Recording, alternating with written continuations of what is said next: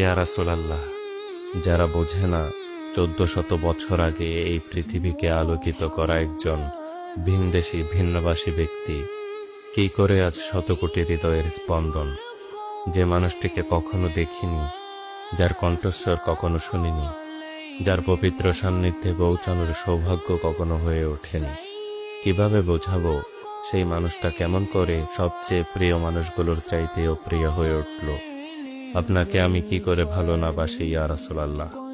যখন আপনি আমাকে ভালোবেসেছেন সেই 1400 বছর আগে, যখন আপনি আমাকে মিস করতেন, আশা করতেন যেন আমার সাথে দেখা করতে পারেন, অথচ তখন আমার জন্ম তো দূরের কথা, আমার কোনো অস্তিত্বই তো ছিল না। সেদিন সাহাবীরা আপনার চোখে পানি দেখে বলল, ইয়া রাসূলুল্লাহ, আপনি কাঁদছেন কেন?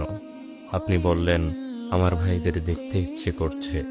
সাহাবীরা বললেন, আমরা কি আপনার ভাই নই ইয়া রাসূলুল্লাহ?